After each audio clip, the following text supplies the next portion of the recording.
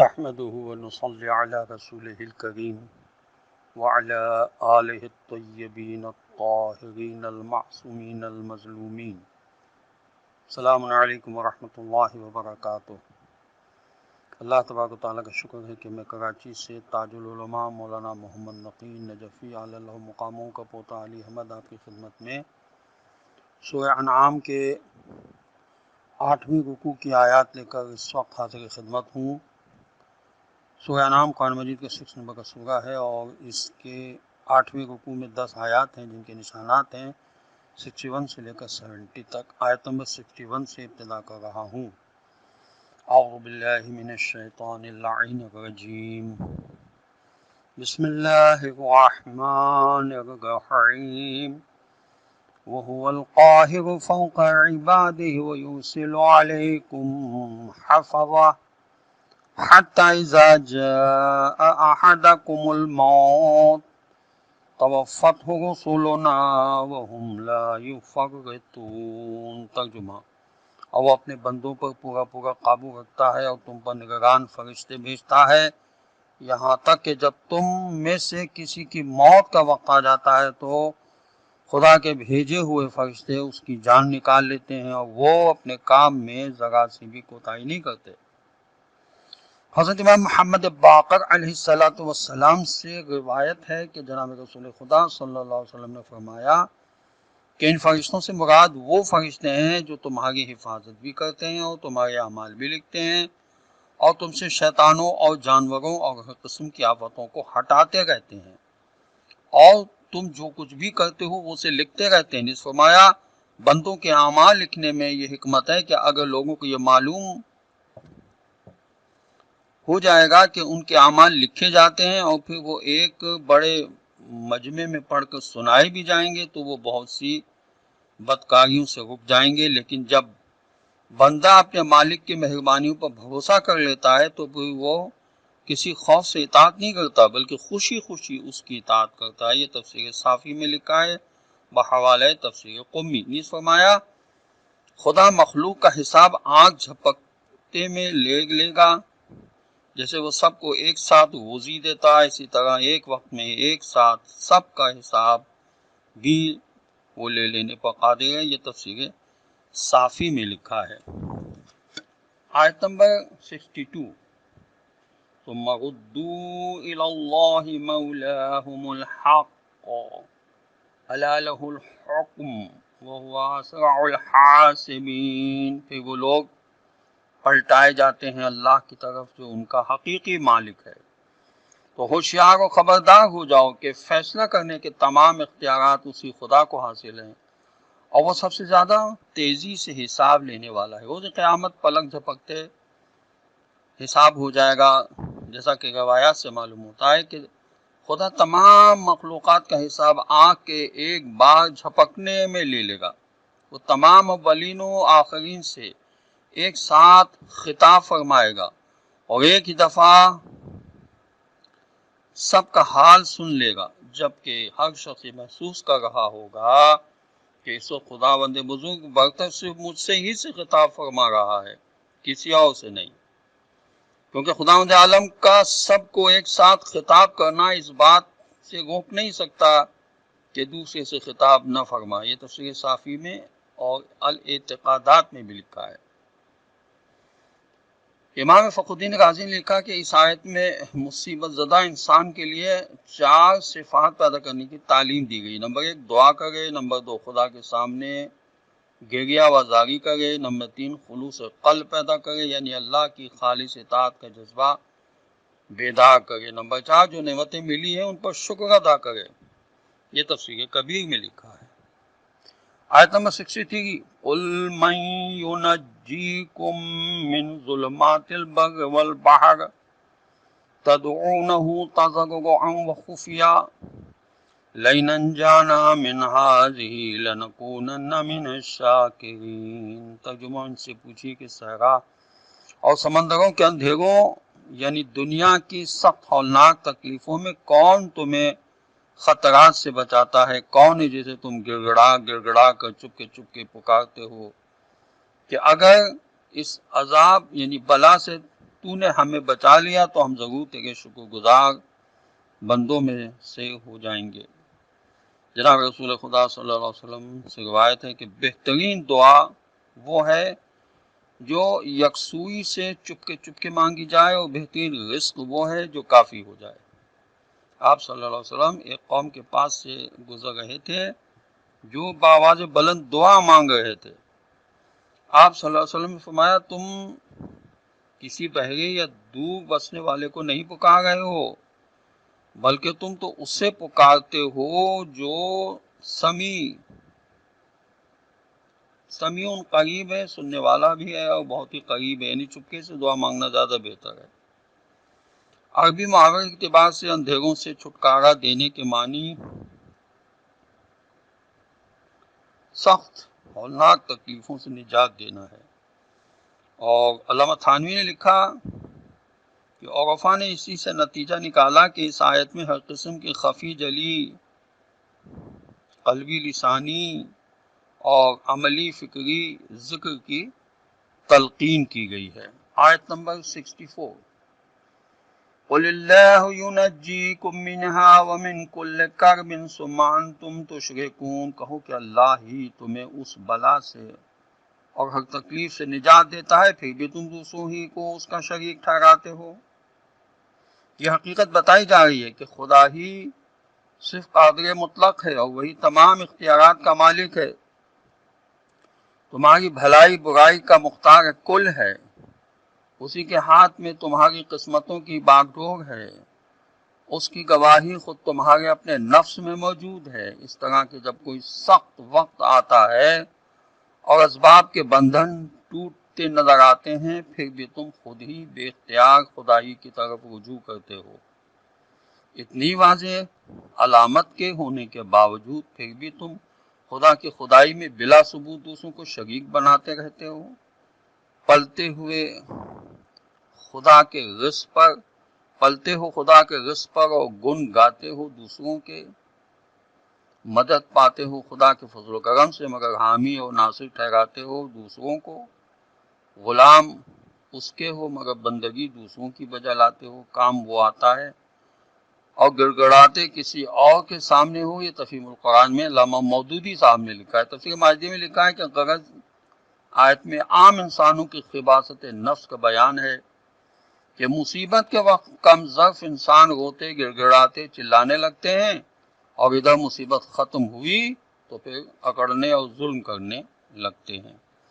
آیت نمبر 65، قُلْ هُوَ الْقَادِرُ عَلَىٰ أَن يَبْعَثَ عَلَيْكُمْ عَذَابًا مِّن فَوْقِكُمْ أَوْ مِن تَحْتِ أَرْجُلِكُمْ أَوْ يَلْبِسَكُمْ شِيَعًا وَيُذِيقَ بَعْضَكُمْ بَأْسَ بَعْضٍ انظُرْ كَيْفَ نُصَرِّفُ الْآيَاتِ لَعَلَّهُمْ يَفْقَهُونَ۔ ترجمہ کہو کہ وہ تو اس پر بھی قادر ہے کہ تم پر کوئی عذاب تمہارے اوپر سے بھیج دے یا تمہارے قدموں ہی کے نیچے سے اٹھا دے، یا تمہیں گروہوں میں تقسیم کر کے گروہ کو دوسرے گروہ کی طاقت کا مزہ چکھا دے۔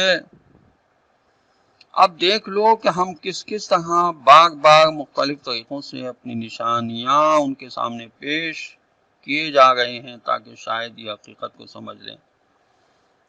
حضرت امام محمد باقر علیہ السلام سے روایت ہے کہ جناب رسول خدا صلی اللہ علیہ وسلم نے فرمایا اوپر والا عذاب آسمانی دھواں اور چیخ ہے، پیروں کے نیچے والا عذاب پاؤں کا زمین میں دھس جانا اور زلزلے ہیں، اور ایک گروہ کو دوسرے گروہ کی طاقت کا مزہ چکھا دینے سے مراد تمہارا ایک دوسرے کو قتل کرنا ہے، اور یہ سب کچھ مسلمانوں میں ہوگا۔ یہ تفسیر عیاشی اور تفسیر قمی میں لکھا ہے۔ علامہ قرطبی نے لکھا اپنی تفسیر میں کہ ہمارا تو آنکھوں دیکھا ہوا مشاہدہ ہے کہ ہمارے ہی بھائی بندوں کے ہمارے گلے کاٹے، ہماری بھائی بندوں نے ہمارے گلے کاٹے، ہمارا مال لوٹا، ایک دوسرے کی جان و مال و عزت و آبرو کو حلال سمجھا۔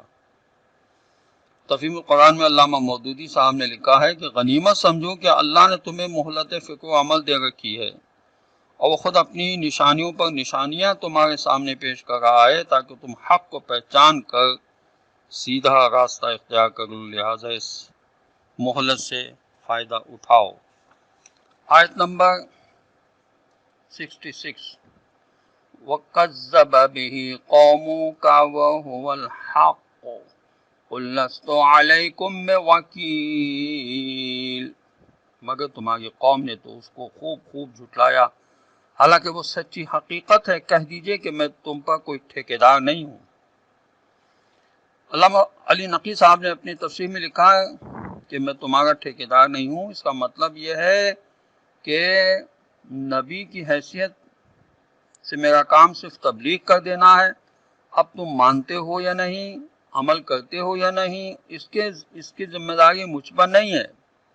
اور تفہیم القرآن میں مولانا علامہ مودودی صاحب نے لکھا کہ یعنی میرا یہ کام نہیں ہے کہ جو کچھ تم دیکھنے کی کوشش نہیں کر رہے ہو میں اسے زبردستی تمہیں دکھاؤں، اور جو کچھ تم سمجھنا ہی نہیں چاہتے میں بزور تمہارے دماغ میں اتار دوں، یہ میرا کام نہیں ہے۔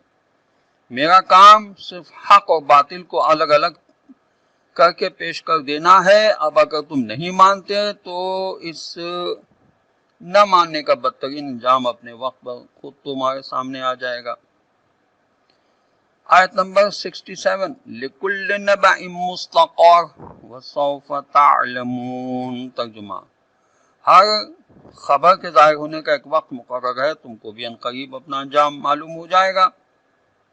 یعنی تمہاری مدت ابھی پوری نہیں ہوئی ہے، اس سے یہ سمجھنا کہ بات ٹل گئی، چھٹی ہو گئی، نہیں، بلکہ جو کچھ کہا ہے وہ حرف بحرف پورا ہو کر رہے گا۔ یہ اور بات ہے کہ ابھی اس کا وقت نہیں آیا، اس کا وقت خدا کی حکمت کے تقاضوں کے مطابق مقرر ہے، بس صرف اتنی سی بات ہے کہ ابھی وہ وقت نہیں آیا، صرف اس لیے کہ تم پر ابھی تک عذاب نہیں آیا، تمہیں مہلت دی جا رہی ہے، تفسیر تبیان میں لکھا ہے۔ آیت نمبر 68 وَإِذَا رَأَيْتَ الَّذِينَ يَخُوضُونَ فِي آيَاتِنَا فَأَعْرِضْ عَنْهُمْ حَتَّى يَخُوضُوا فِي حَدِيثٍ غَيْرِهِ وَإِمَّا يُنْسِيَنَّكَ الشَّيْطَانُ فَلَا تَقْعُدْ بَعْدَ الذِّكْرِ مَعَ الْقَوْمِ الظَّالِمِينَ، ترجمہ، اور جب تم یہ دیکھو کہ لوگ ہماری نشانیوں، باتوں پر نکتہ چینیاں اور لا یعنی اعتراضات کر رہے ہیں تو ان کے پاس سے ہٹ جاؤ جب تک کہ وہ دوسری باتوں میں نہ لگ جائیں، اور اگر بھی شیطان تم کو بھلا دے تو یاد آ جانے کے بعد پھر ایسے ظالم لوگوں کے ساتھ نہ بیٹھو۔ جناب رسول خدا صلی اللہ علیہ وسلم نے فرمایا کہ جو شخص خدا روز قیامت کو دل سے مانتا ہے وہ اس محفل میں ہرگز نہیں بیٹھے گا جس میں دین یا امام علیہ السلام کو برا بھلا کہا جا رہا ہو یا کسی مسلمان کی غیبت کی جا رہی ہو۔ پھر جناب رسول خدا صلی اللہ علیہ وسلم نے اس آیت کو تلاوت فرمائی، تفسیر قمی میں لکھا ہے، اور علل الشرائع میں لکھا ہے کہ حضرت امام زین العابدین علیہ السلام سے روایت ہے کہ جناب رسول خدا صلی اللہ علیہ وسلم نے فرمایا کہ تمہارے لیے یہ جائز نہیں کہ جس کے ساتھ چاہو اٹھو بیٹھو، کیونکہ خدا فرماتا ہے، اور پھر اسی آیت کی تلاوت فرمائی۔ تفسیر تبیان میں اور علامہ علی نقی صاحب نے اپنی تفسیر فصل الخطاب میں لکھا کہ اس آیت میں جناب رسول خدا صلی اللہ علیہ وسلم سے تخاطب ماننا ضروری نہیں، اکثر جگہ اسی طرح واحد کے صیغے استعمال ہوئے ہیں، مگر ان آیتوں کا مخاطب غیر معین ہوتا ہے، یعنی کوئی بھی ہو اس کو ایسا ہی کرنا چاہیے کہ جہاں دینی حقائق کا مذاق اڑایا جا رہا ہو وہاں شرکت نہ کرے، لیکن اگر بھولے سے شرکت ہو جائے تو دوبارہ ایسا نہ کرے۔ آیت نمبر 69 وَمَا عَلَى الَّذِينَ يَتَّقُونَ مِنْ حِسَابِهِمْ مِنْ شَيْءٍ وَلَكِنْ ذِكْرَ لَعَلَّهُمْ يَتَّقُونَ، ترجمہ، ان کے حساب میں سے کسی بھی چیز کی ذمہ داری ان لوگوں پر نہیں ہے جو برائیوں سے بچنے والے ہیں، سوائے اس کے کہ ان کو نصیحت کر دیں، یعنی ان کی بھلائی چاہتے ہوئے ان کو سمجھا دیں تاکہ شاید وہ غلط کاموں سے بچ جائیں۔ تفسیر فصل خطاب میں علامہ علی نقی صاحب نے لکھا کہ مطلب یہ ہے کہ کفار اپنے اعمال کے خود ذمہ دار ہیں، مسلمانوں پر کافروں کے اعمال کی کوئی ذمہ داری نہیں ہے، البتہ مسلمانوں اور نیک لوگوں پر نصیحت کرنا فرض ہے، عمل کریں یا نہ کریں یہ ان کا کام ہے۔ آیت نمبر 70 جو اس رکوع کی آخری آیت ہے، وَذَرِ الَّذِينَ اتَّخَذُوا دِينَهُمْ لَعِبًا وَلَهْوًا وَغَرَّتْهُمُ الْحَيَاةُ الدُّنْيَا وَذَكِّرْ بِهِ أَن تُبْسَلَ نَفْسٌ بِمَا كَسَبَتْ لَيْسَ لَهَا مِن دُونِ اللَّهِ وَلِيٌّ وَلَا شَفِيعٌ وَإِن تَعْدِلْ كُلَّ عَدْلٍ لَّا يُؤْخَذْ مِنْهَا أولئك الذين أبسلوا بما كسبوا لهم شراب من حميم وعذاب أليم بما كانوا يكفرون۔ ترجمہ: اور جن لوگوں نے اپنے دین کو کھیل تماشا بنا رکھا ہے کیونکہ ان کو دنیا کی زندگی نے دھوکے میں ڈال رکھا ہے، ان کو انہی کے حال پر چھوڑ دو، البتہ ان کو نصیحت کرتے رہو تاکہ کوئی بے بسی لا علمی کے عالم میں اپنی بدعمالیوں میں گرفتار نہ ہو جائے، ایسا گرفتار کہ پھر اسے اللہ سے بچانے والا نہ تو کوئی مددگار ہو اور نہ کوئی سفارشی ہو۔ اگر وہ ہر طرح کا ہر ممکن معاوضہ بھی دے کر جان چھڑانا چاہے تو وہ بھی اس سے قبول نہ کیا جائے، کیونکہ ایسے لوگ تو خود اپنے کمائے ہوئے برے کاموں کے نتیجے میں پکڑے گئے اور بے بسی کے ساتھ ہلاک و برباد ہوئے۔ اسی انکار حق کے سبب سے ان کے لیے کھولتا ہوا پانی اور دردناک عذاب ہوگا۔ دین کو کھیل تماشا بنانے کی بہترین مثال ہندوؤں کو بھی ہے کہ انہوں نے ہولی جیسے بوزوں میں خود مقدس تہوار کو ناچ گانے، گالیاں بکنے، شراب پینے پر خرچ کیا، اور دیوالی جیسے یادگار تہوار کو جوئے، چراغوں، سوانگ اور ناٹک کے نذر کر دیا۔ عیسائیوں نے کرسمس کے پاک دن کو بدمستی، شراب نوشی اور بدکاری میں ڈبو دیا، اور مسلمانوں نے اپنی مقدس عیدوں کی اس طرح سے تیاریاں کی اور خوشیاں منائیں، عیاشیوں میں، تفریحوں میں، ناچ رنگ اور موسیقی کے حوالے ان کو کر دیا۔ عید کا مطلب خدا کی نعمتوں کا شکر، غریبوں کی امداد، دوسروں کے لیے قربانی دینا اور عبادات کے ذریعے خدا کی خوشنودی حاصل کرنا تھا۔ جو روزوں کا مقصد اور حضرت ابراہیم علیہ السلام کی تعلیم تھی، اس کا حشر کیا ہوا؟ آپ خود عیدوں کے موقع پر ملاحظہ فرما لیں، اور سینما گھروں میں تل دھرنے کی جگہ نہ ملے گی، دوسری طرف عبادت گاہیں خالی نظر آئیں گی۔ خدا کا فرمانا البتہ ان کو قرآن سنا کر نصیحت کرتے رہو تاکہ کوئی بے بسی یعنی لا علمی کے عالم میں اپنی بدعمالیوں میں گرفتار نہ ہو جائے۔ مطلب یہ کہ تم اسلام کی تعلیمات دیتے رہو تاکہ کوئی خدا کے سامنے یہ دلیل پیش نہ کر سکے کہ ہم تو بے بس تھے، ہمیں کوئی بتانے والا ہی نہ تھا۔ یہ تفسیر مجموع البیان میں لکھا ہے، اور یہ تفہیم قرآن میں بھی لکھا ہے۔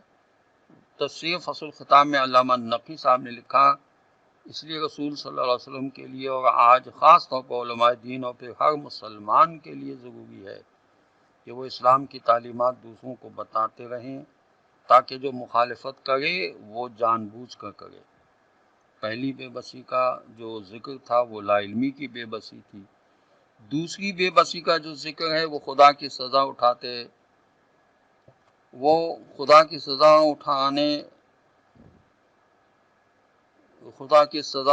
وقت کی بے بسی ہے، کیونکہ جب خدا کی طرف کی سزا ملتی ہے تو پھر نہ رشوت چلتی ہے، نہ چال بازی کام آتی ہے، کیونکہ یہ بے بسی بدکاروں کے اعمال کا نتیجہ ہوتی ہے۔